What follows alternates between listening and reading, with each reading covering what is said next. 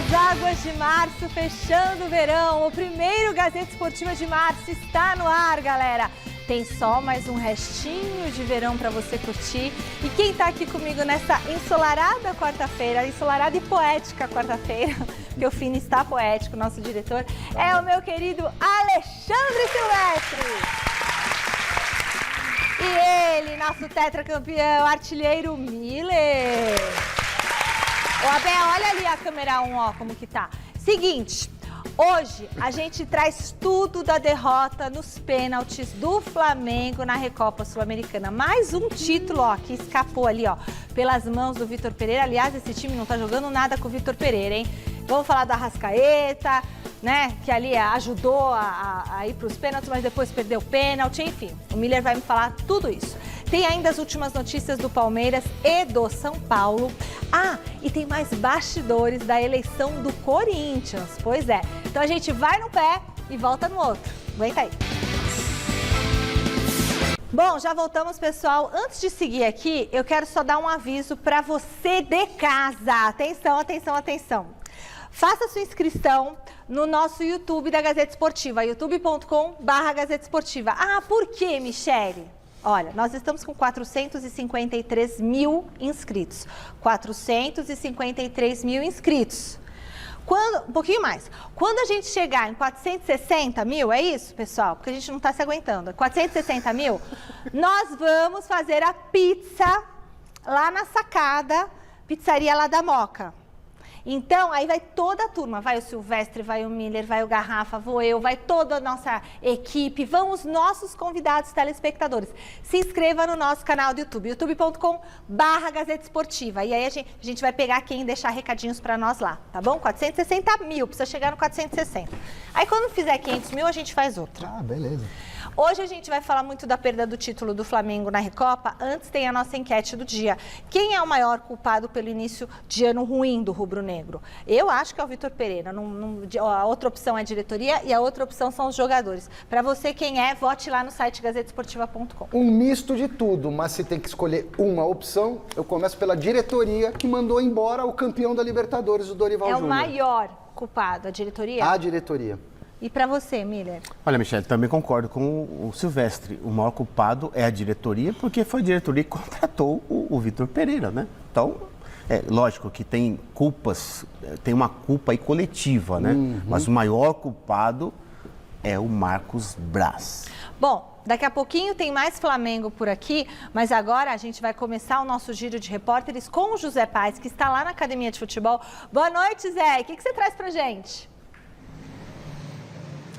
Fala, minha querida Michele Janela, beijo grande pra você, abraço pra todo mundo que tá acompanhando aí esta edição de quarta-feira aqui do glorioso Gazeta Esportiva. Bora falar do ato extra, hein, Michele? Eu já tinha trazido ontem aqui a informação no Gazeta Esportiva, o jogador se machucou o joelho direito no último domingo, numa atividade lá no Allianz Parque, depois do jogo entre Palmeiras e Ferroviária, né, uma atividade ali pros reservas, e agora veio a informação, exames confirmaram aí que ele teve uma ruptura do ligamento do joelho direito. Então, o Palmeiras não revelou um prazo aí para quando esse jogador volta às atividades, volta aos gramados, mas deve demorar aí 6 meses, Michele. Vai ter que passar por cirurgia o ato extra. E aí o Palmeiras já está com uma dificuldade ali na chamada volância, como a gente diz no meio da boleiragem, né? Ali na posição de volante. Perdeu recentemente o Danilo, aí o Abel conseguiu resgatar o Gabriel Menino para que ele jogasse um bom futebol e ele está sendo titular do Palmeiras. E o Palmeiras está com uma escassez ali de volantes. E agora machucou o ato extra, jogador colombiano que é reserva, bem verdade, desse time do Palmeiras. Então o Abel vai ter que rebolar mais uma vez para achar aí uma peça que possa substituir eventualmente Gabriel Menino, Zé Rafael, os caras que estão jogando ali de volante nesse time do Palmeiras. E aí o Pedro Lima, jogador sub-20 do Verdão, campeão recentemente da Copinha, da Copa São Paulo com o Palmeiras, pode vir a ser utilizado num futuro muito breve pelo técnico Abel Ferreira. A torcida já pedia esse jogador porque ele é considerado aí uma das grandes promessas para o futuro do Verdão. Então Pedro Lima, que já está aqui trabalhando com o elenco profissional, pode ganhar oportunidades no futuro muito breve, agora de 2023, com a camisa do Palmeiras. E aí eu pergunto para você, Michele, para que você possa repassar aí para o Miller, para o Silvestre, a seguinte questão. Palmeiras tem que contratar volantes para essa temporada, para esse ano de 2023? Lembrando que o Palmeiras já não conseguiu fechar com o Andrei Santos, até estava atrás desse jogador que está lá no Chelsea, agora está indo para o Vasco, naquela negociação que a gente trouxe aqui no Gazeta Esportiva. O Palmeiras acabou não fechando com esse jogador, não concordando com os termos que o Chelsea pôs à mesa. O Palmeiras saiu da negociação, agora perde o Atuesta, um jogador reserva. Tem que ir ao mercado ou não, minha amiga Michele Janela? Daqui a pouco eu volto para falar do time do Palmeiras que pega o Guarani no próximo final de semana. É jogo importante, mas o Palmeiras, já está com a cabeça nas quartas de final do Campeonato Paulista e eu vou explicar para vocês o porquê, viu, Mi? Agora vai daí. Valeu, Zé. Eu acho que tem que contratar e acho que tem que contratar faz tempo, porque agora machucou o Atuesta, já não vem aquele Andrei. Mas não é o volante marcador que o Abel, eu não vou dizer que gostaria de ter, Miller, mas que talvez precisa se ter num elenco. O Atuesta é mais um meia, né? O Palmeiras está interessado no Alan do Atlético Mineiro, moleque de 25 anos, canhoto, tem uma certa semelhança no estilo de jogo, aquilo que o Danilo apresentou, o Danilo que foi vendido, mas o Abel, como ele mesmo disse, está se virando com o que tem. E eu estou surpreso com o meio-campo do Palmeiras leve, não tem um marcador de ofício ali, joga com 2 meias mais o Rafael Veiga. Está um pouco mais exposto, Miller, do que antes, está, porém ainda mantém a melhor defesa da competição. Mantém, Miller, porque acho que não tem quem ataque, porque os outros times estão tão ruins que... Tem um baita goleiro também, E tem um baita goleiro que defende tudo. E aí, Miller, Palmeiras tem que contratar, você olhando esse elenco? Sem dúvida nenhuma. Não está muito apertado, não está muito enxuto? Aquilo que eu falei anteriormente, todos os jogos o Abel, ele coloca o Giovani. E o Giovani, ele mantém, né, a qualidade, até porque ele é um bom jogador, né? Os outros que entram não mantêm a mesma qualidade. O futebol é dinâmico dentro e fora de campo. O Palmeiras precisa contratar um jogador para o lugar do Danilo, que é um grande jogador. O Alan, do Atlético Mineiro, como o Silvestre falou, Silvio, ele é um grande jogador. O Alan joga demais. E ele é qual a posição? Ele é volante. Ele é volante, então precisa contratar o volante. Volante perna esquerda, tem muita técnica, ele joga demais. E tá no Atlético lá, às vezes joga, às vezes não joga, então é um jogador negociável. A posição que o Palmeiras mais precisa é volante? Então. Porque saiu o Danilo, né? Apesar que o Gabriel Menino tá fazendo É o Zé Rafael, na verdade, que tá fazendo a primeira Mas o Gabriel Menino tá jogando muito bem, o Gabriel Menino entrou. Tá jogando mais e o lugar do Scarpa? No lugar do Scarpa, não, aqui tem o Veiga, né? Não, mas e se ele machuca? Sim. Esse que é o bom do Palmeiras, né? O time titular não machuca ninguém, né? O que é porque o preparador físico é muito bom. No caso do Scarpa, entrou o Endrick no ataque. E aí reformulou o jeito de jogar. O Rony, que era centroavante, foi pra beirada, o Endrick de centroavante. E agora, de vez em quando, o Endrick tá indo um pouco mais porque o Scarpa, Michel, o Scarpa é uma posição específica, é uma qualidade específica. Não é diferente do Dudu, diferente do Rony, que são jogadores mais dinâmicos, né? O Scarpa, qual que é a especialidade do Scarpa? É a bola parada, né? Chute de fora da área. Bola parada. Quer dizer, então ali, esse jogador específico dá para você substituir, até porque o Rafael Veiga faz muito bem essa posição. Quando você jogava, Miller, o elenco tinha quantos jogadores? 26 a 30. E o número ideal, 26, você acha? 26 de linha e 4 goleiros, né? São 30. Esse é o elenco, esse é o número no elenco ideal. Ideal. A gente depois você vai ver quantos estão no Palmeiras. Tá bem menos do que isso, Palmeiras, viu? Bom, agora sim, você que tá em casa, lembra que ontem eu pedi para você mandar Twitter pra gente? Hashtag Gazeta Esportiva no Twitter, dando a sua opinião. Então, tanta gente mandou mensagem que até travou. Hoje já tá funcionando, então, hashtag Gazeta Esportiva no Twitter, vai aparecer seu comentário, vai aparecer a sua foto, beleza? Tá na hora de ver como que foi o jogo de ontem do Flamengo na Recopa Sul-Americana. Pode rodar. Do êxtase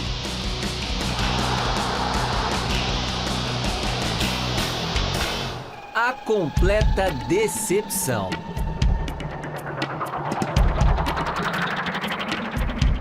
Onze jogos, 3 títulos perdidos. Não deu para o Flamengo de Vitor Pereira contra o Independiente Del Valle. Depois de perder por 1-0 no Equador, o Mengão precisava repetir o resultado para levar o jogo no mínimo para a prorrogação e quem sabe para os pênaltis. E mesmo com o Maracanã lotado, foi difícil sair esse golzinho aí, hein? Teve bola na trave 2 vezes.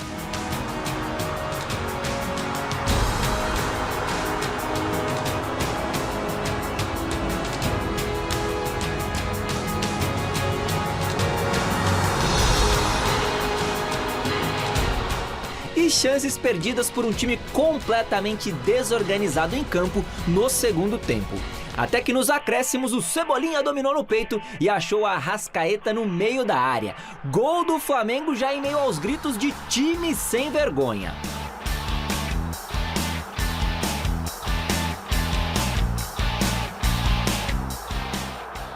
Mas, na decisão por pênaltis, o herói virou vilão. A Arrascaeta perdeu a primeira cobrança.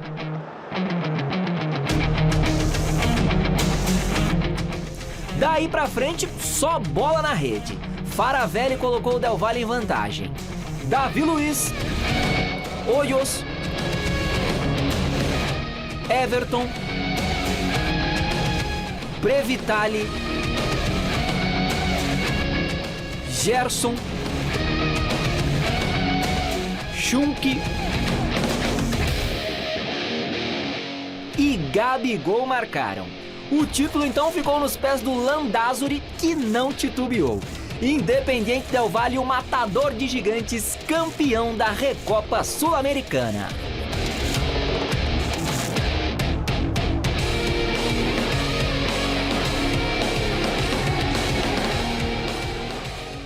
Naturalmente, nós não desejaríamos ter começado desta forma, não é? Desejaríamos ter começado com títulos, mas ao mesmo tempo é um trabalho que está muito no início. Este grupo está alinhado e estão todos alinhados. Basta olhar para os 2 últimos jogos e relembrar que este é um trabalho que nem 2 meses tem, que está no início. Não é como começa, é como acaba, e eu sinceramente acredito que esta equipa vai dar muitas alegrias aos adeptos, vai jogar um futebol consistente, futebol de qualidade, agressivo, com este espírito de grupo e alinhados também com o sentimento da torcida, naturalmente compreendendo que todos nós hoje é um dia triste, estamos tristes, estamos frustrados com o resultado, portanto, entende-se a frustração. Acontece que o Flamengo também não está jogando bem, né? A Michele, e o Vitor Pereira, ele está pagando pelo que ele falou. Então ele é motivo de chacota, porque ele poderia muito bem ter saído do Corinthians dizendo, num papo reto, a real. Ou seja, pessoal, o Corinthians me abraçou, a torcida gosta de mim, mas eu vou pro Flamengo, vou ganhar mais, vou ter mais chance de ser campeão, vou morar no Rio de Janeiro, que é uma cidade que eu prefiro. Mas ele vai pra praia de tênis? Muito. Aí acontece o que está acontecendo, ele perdeu 3 títulos em 2 meses e pode perder um 4º nos próximos dias. É difícil, mas ainda dá tempo de perder a Taça Guanabara, viu, Vitor Pereira? E dá tempo de perder o emprego. Praga de corintiano, Miller. Fala, Miller, que a questão é que o Flamengo não chutava gol, tava atrapalhado esse time, não sei, o que aconteceu com o Flamengo? Dá pra perder a identidade? São 3 vertentes diferentes. No jogo em si, o Flamengo poderia ter matado já nos primeiros 20 minutos. Pelas chances criadas que a gente está vendo aí, nem precisa, né? Contra a imagem não dá para discutir. O problema é que o Flamengo não está jogando como vinha jogando com o Dorival Júnior. Isso é fato. O Arrascaeta ontem, ele não jogou nada. O Pedro não jogou nada. 2 figuras apagadas dentro de campo e jogadores decisivos, né? O Arrascaeta na criação e o Pedro na finalização. O Gabigol, com toda aquela, né, volúpia, vontade que ele estava, mesmo assim, não fez uma grande partida. Então, os principais jogadores do Flamengo, com exceção do Everton Ribeiro, que jogou muita bola, eu achei que ontem ele foi substituído, mas estava jogando bem.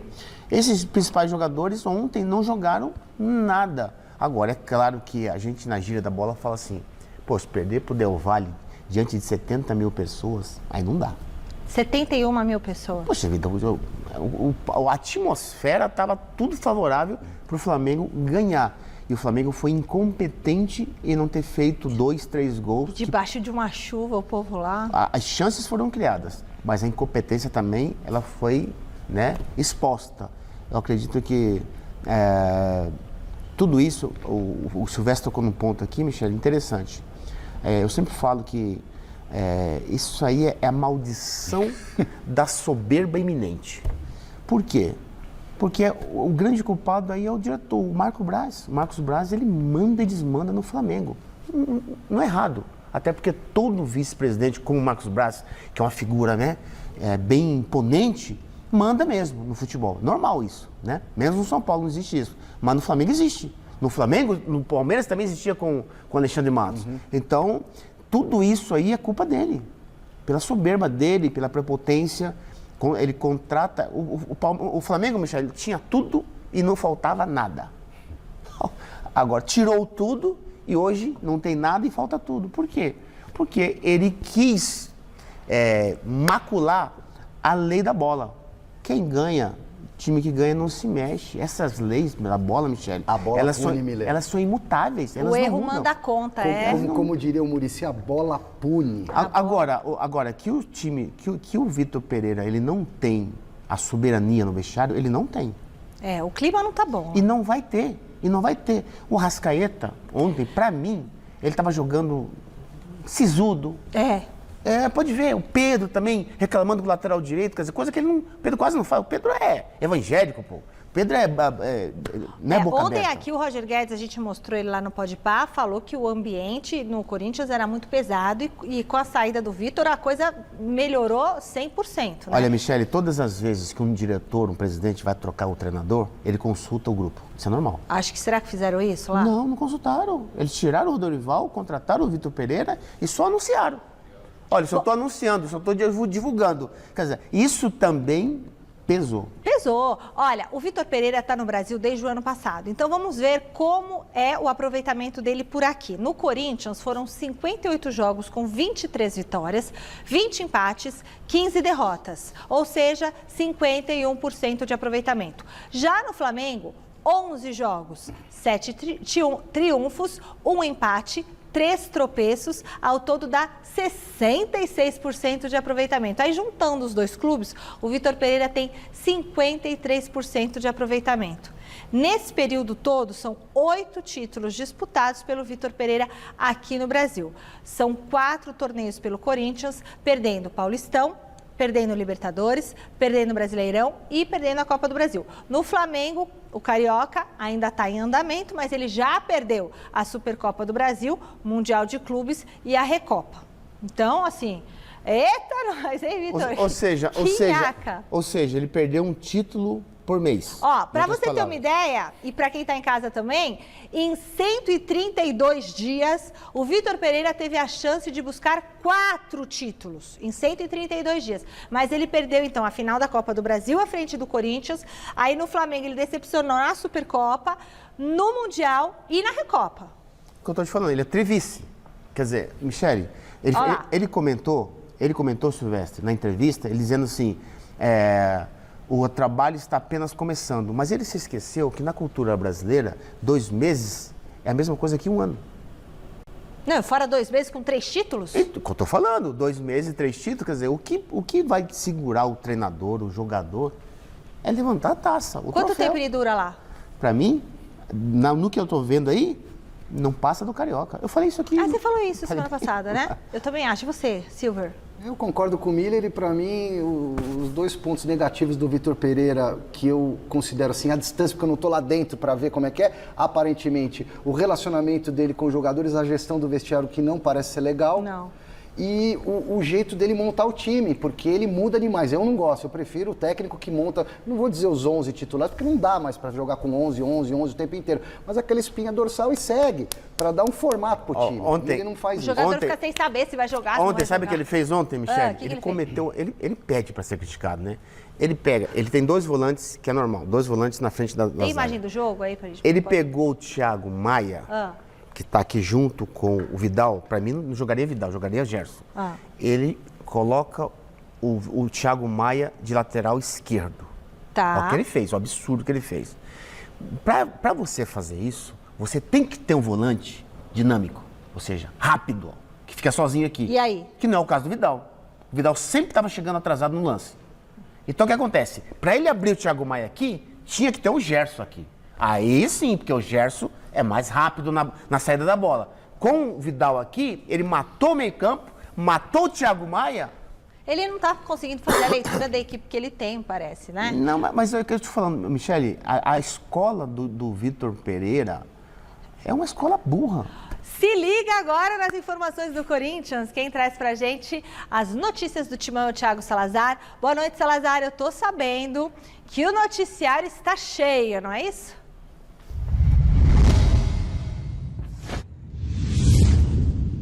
É isso, Michele. Boa noite para você, para todo mundo que está acompanhando o Gazeta Esportiva. Muita informação hoje para a gente passar do Corinthians.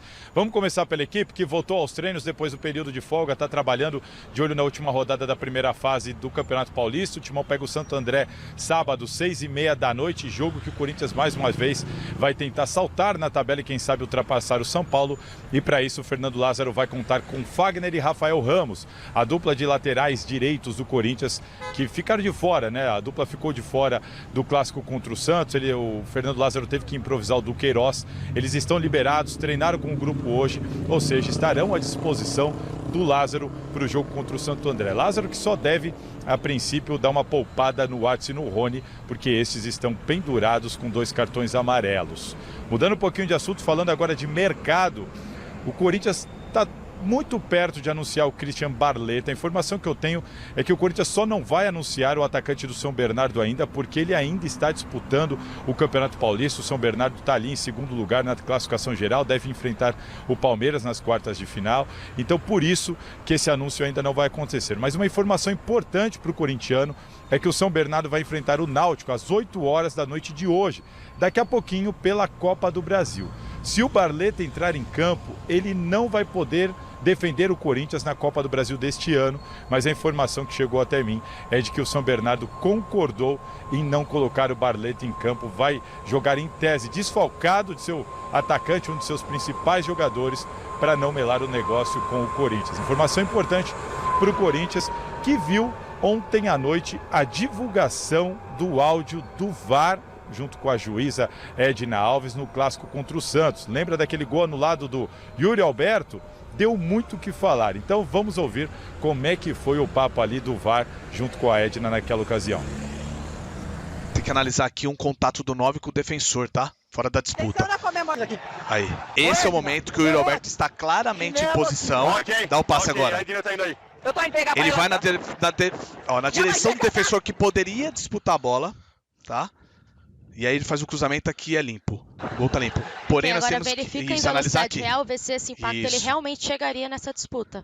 Então, porque tem que ser um impacto claro que impossibilita essa ação dele. Então, mas o Yuri Alberto vem claramente no defensor, tá? Ó, ele vem claramente. Ele abandona a disputa da bola e ele olha só. Volta a câmera 1. Ele olha só pro defensor, pra ir em contato com esse defensor. Aguarda checando o gol. Agora tá o jogador tinha possibilidade de ele tinha possibilidade de disputar a bola. Eu vou recomendar a revisão pra Edna pra ela checar. Sim, Edna, aguarda. Pra ela olhar a interferência, tá? Pode. Esse é o momento do passe pra mostrar que o jogador, esse número 9 que tá com o pé em cima da linha, tá claramente em posição de impedimento, tá? Agora olha a ação dele. Atenção, jogadores atrás da Edna, tá?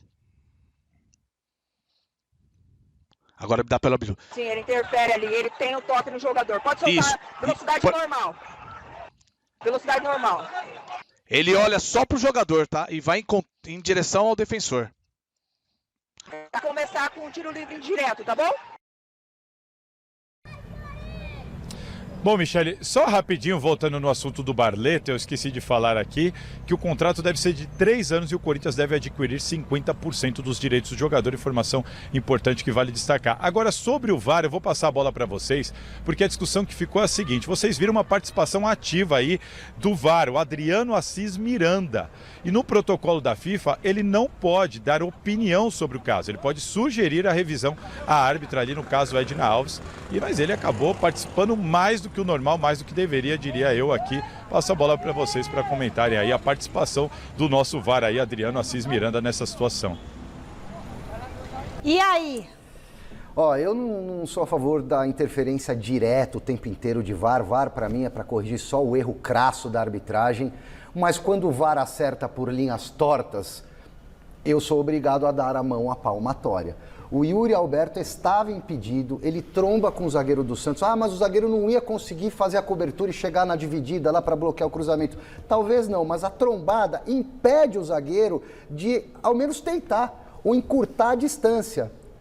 Então, eu não gosto do VAR do jeito que usam aqui no Brasil, mas nessa aí o VAR acertou e salvou o lance. Você acha, Miller? Concorda? Não, o VAR errou. Até porque o árbitro... Ele não é o árbitro que está ali no VAR, ele não é jogador de futebol. Ele não sabe que esse movimento que o Yuri fez é um movimento normal. Ele estava indo para o meio da área para poder concluir uma jogada, supostamente, né? A trombada foi normal, Miller, mas está na regra do impedimento que se um jogador está em posição de impedimento e ele interfere na movimentação de um defensor que quer tentar rechaçar a jogada, rechaçar a bola, e isso atrapalha o defensor, você tem que marcar o impedimento passivo. Eu acho que foi eu acho que foi uma coisa natural do movimento do Yuri Alberto junto com o movimento do jogador Santos, né? Mas o VAR, né? Você viu ali o VAR, né? Bem... ele impôs, né? O VAR impôs na cabeça da árbitra para... Só a declaração dele já foi assim, olha, tem que anular. E eu fui VAR por um dia lá na Federação Paulista e quando eu tinha essa atitude aí de meio que induzir o juiz, o professor que estava lá do lado falou, não, você não pode induzir, você pode só mostrar, sugerir, mas induzir não. Pô, mas tá tão claro. Não, quem apita é o juiz. Então tá bom, olha, o Salazar ainda não foi embora não, o papo agora é sobre um garoto que gera muita expectativa na torcida, né, Salazar? Quer dizer que o Corinthians está perto de anunciar a renovação de uma promessa da base?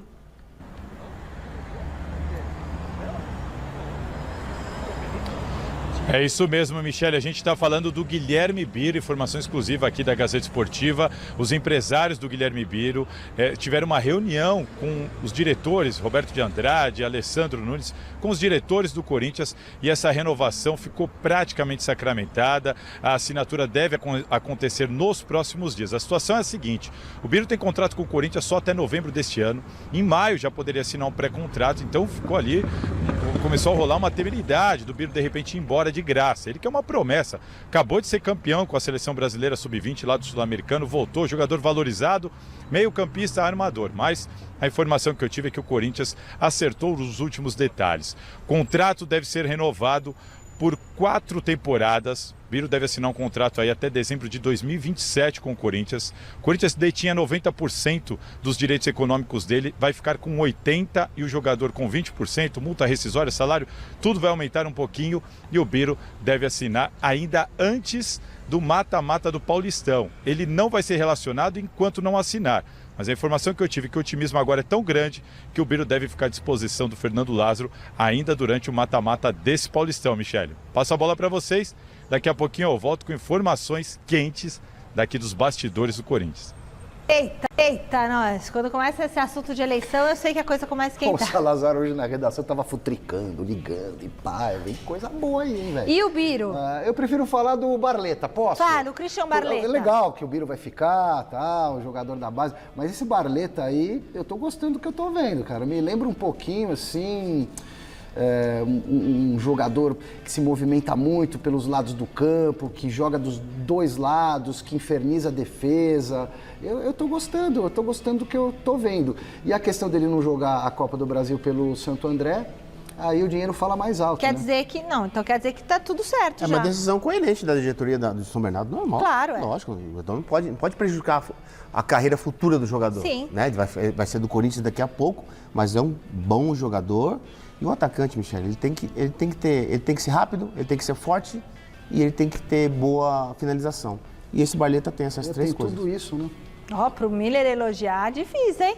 Hoje tem jogo decisivo da Copa Libertadores da América. O Atlético Mineiro recebe o Carabobo da Venezuela em Belo Horizonte. No jogo de ida, as equipes empataram 0-0. Com isso, o Galo precisa de uma vitória com placar mínimo para avançar para a terceira fase da competição continental.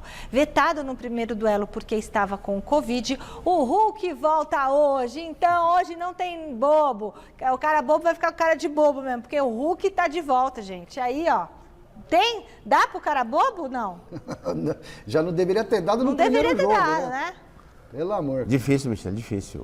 O Atlético é favoritíssimo, para mim é 3-0. Isso aí, também acho. Direto e reto para o CCT da Barra Funda, José Paz está lá com tudo que o torcedor precisa saber. Vai daí, Zé.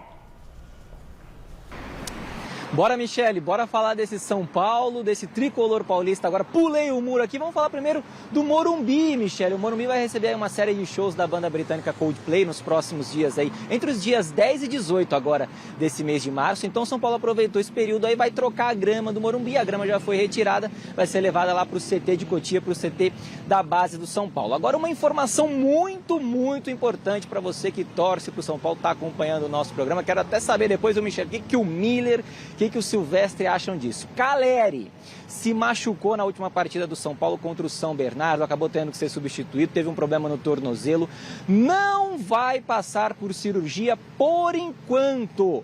Por enquanto, São Paulo, Caleri optaram aí por um tratamento conservador, mas é muito difícil, quase impossível que ele jogue essa fase aí de mata-mata que está para chegar agora do Campeonato Paulista. Lembrando que o São Paulo vai pegar o Água Santa no jogo único de quartas de final. Existe uma possibilidade também muito remota que ele jogue uma possível semifinal do São Paulo no Campeonato Paulista. Aí o São Paulo está trabalhando para que o Herisson volte e consiga ser uma opção do técnico Rogério Ceni, ele que está naquela famosa transição física, está se recuperando de lesão, já se recuperou, está entregue ali a preparação física, vamos ver se ele consegue voltar para ser esse substituto do Caleri. Mas repito, vai ser muito difícil o Caleri jogar essa fase de mata-mata do Campeonato Paulista. Agora uma informação também relacionada a Caleri. Desde 2022, quando ele voltou aqui para o São Paulo, foram 18 jogos do tricolor sem o Caleri.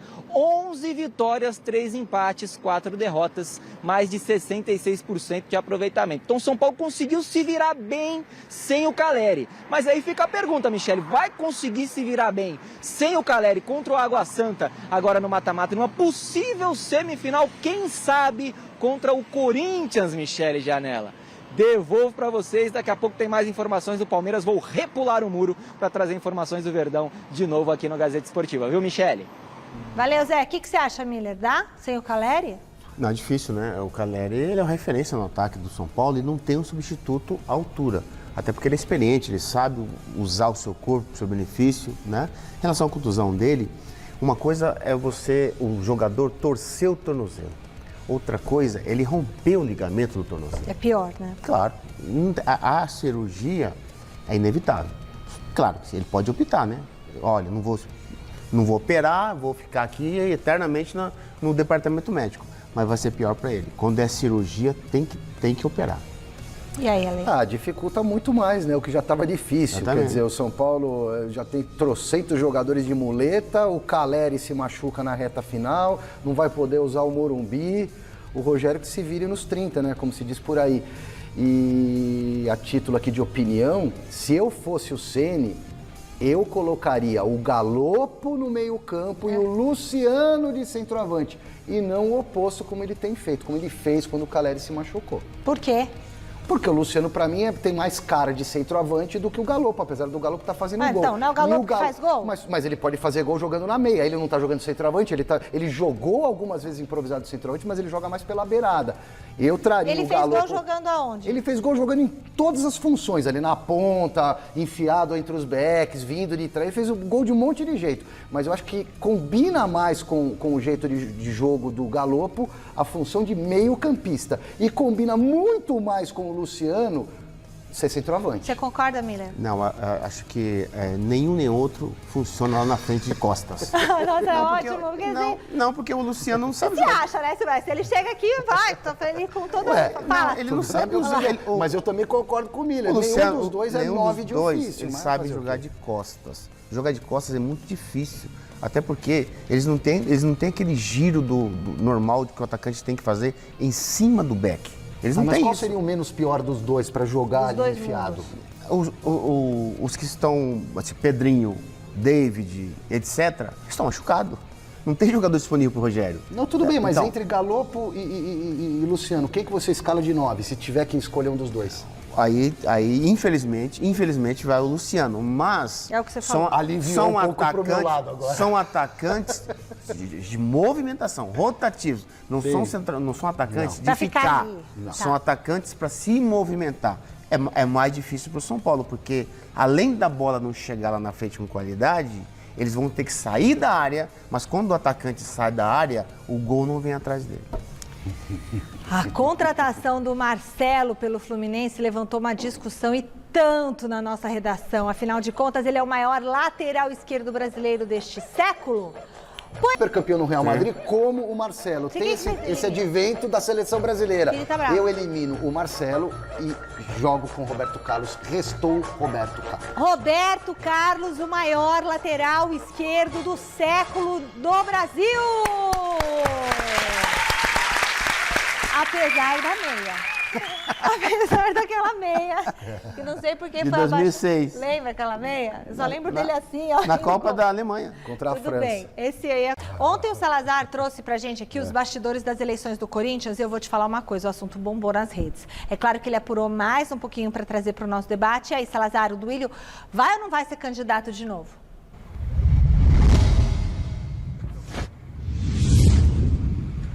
Pois é, Michele, é isso que a gente ainda não pode afirmar, né? A gente foi apurar atrás de mais informações sobre esse clima quente aqui de bastidores do Corinthians. Temos eleições agendadas para novembro. Temos um candidato de oposição, o Augusto Melo. Mas como eu expliquei ontem, o André Negão não vai abrir mão de sua candidatura, mas sofre forte rejeição de aliados da situação. E por isso eles buscam um terceiro nome, uma terceira via, como tem sido dito aqui. André Sanches, Herói Vicente, Neto, Ronaldo Giovanelli foram alguns dos nomes especulados. Mas sócios e conselheiros influentes do Corinthians querem lutar por uma candidatura do Duílio Monteiro Alves, se assim ele concordar. E aí vem uma questão importante. A oposição entende que o Duílio não pode concorrer a uma reeleição.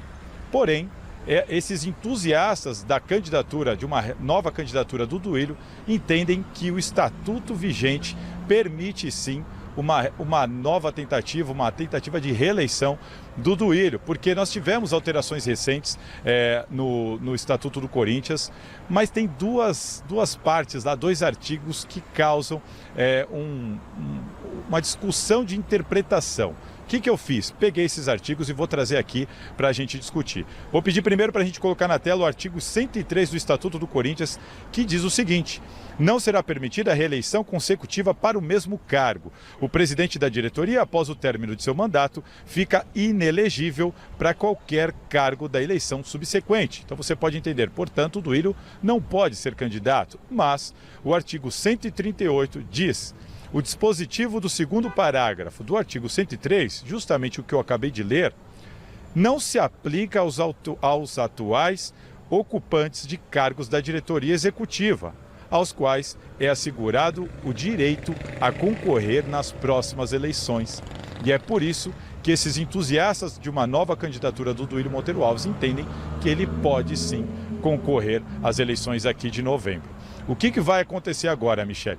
Em maio, o Corinthians vai formar a comissão da eleição, uma comissão eleitoral.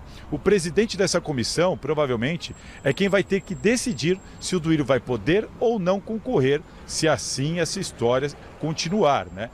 E aí, pior do que isso, a situação pode ficar, porque a informação que eu tenho é que, se essa comissão decidir que o Duílio não pode concorrer, eles prometem ir à justiça comum e lutar e ficar a caráter de uma decisão de um juiz da Justiça Comum, independente aqui do Parque São Jorge, para uma nova candidatura do Duílio Monteiro Alves. Ou seja, a gente vai ter muita coisa ainda, muitos capítulos dessa eleição até novembro, tudo porque a situação ainda não conseguiu chegar a um consenso de um novo nome e o Duílio, no entendimento de muita gente aqui, é quem pode vencer o Augusto Melo em novembro desse ano. Tendo atualização, a gente vai contando aqui, mas eu vou passar a bola para vocês com essa difícil missão de interpretar o Estatuto do Corinthians. Afinal, Duílio, na opinião de vocês, pode ou não pode concorrer a essa próxima eleição? Um minutinho, Salazar. Um artigo fala o quê? O primeiro artigo, vamos resumir. O primeiro artigo fala o quê? Porque a gente não entendeu nada. Não pode se reeleger. O primeiro artigo fala que não pode se reeleger. Lê aí, por favor.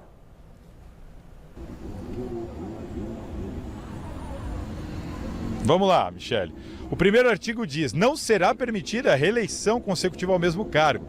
O presidente da diretoria, após o término do seu mandato, fica inelegível para qualquer cargo na eleição subsequente. Ou seja, seria essa eleição. Mas o artigo 138 diz que o dispositivo do segundo parágrafo do artigo 103, justamente este que eu acabei de ler, não se aplica aos atuais ocupantes de cargos da diretoria executiva, aos quais é assegurado o direito de concorrer nas eleições, nas próximas eleições. Então, é como eu tenho escutado aqui, é dúbio, fica interpretativo. Há quem entenda que não pode e há quem entenda que pode. O Corinthians tem discutido uma reforma estatutária, algumas propostas foram apresentadas ao Conselho Deliberativo, mas é importante lembrar que o Conselho acabou engavetando, não votando essas alterações. Isso não deve acontecer até as eleições, inclusive por causa de muita pressão interna aqui. Ou seja, sem essas alterações, sem a revogação destes artigos, o estatuto que está vigente para a próxima eleição é este que eu acabei de ler. É este que tem estes dois artigos aí e causa essa interpretação aí de um lado, interpretação do outro lado. E é por isso que tem gente prometendo ir à justiça, se precisar, para o Duílio ser candidato. Michele, resumindo, pode tudo, vai depender dos advogados. Lei tem a regra tem que deixa ele tem um artigo que deixa, outro que não deixa. Eu lembro que quando o Vicente Mateus quis uma certa vez se reeleger, não conseguiu, o que ele fez? Não teve jeito no regulamento do clube, botou a esposa dele, a Marlene Mateus, para ser a presidente. Quem mandou no clube foi ele. Então sempre se dá um jeito, seja na política, seja no futebol, né? Você é advogada. Você sabe melhor do que eu. Sabe qual o juiz que vai decidir isso aí? O Andrés. Bom, José Paes, fecha as novidades do Verdão pra gente. Bora falar um pouquinho mais da Sociedade Esportiva Palmeiras aqui no Gazeta Esportiva. E olha só, essa última rodada do Campeonato Paulista promete ser um pouquinho complicada pro Palmeiras. E aí todo mundo vem falando, mas poxa, como que complicada para o Palmeiras? O Palmeiras é o líder do grupo D, tem 27 pontos, tá ali um pontinho à frente do São Bernardo, que aliás vai ser o adversário do Palmeiras nas quartas de final do Campeonato Paulista, mas eu vou explicar por que essa rodada pode ser difícil para o Verdão. O Verdão vai encarar o Guarani fora de casa nessa última rodada, nessa 12ª rodada do Campeonato Paulista, e o São Bernardo vai pegar o Água Santa em casa.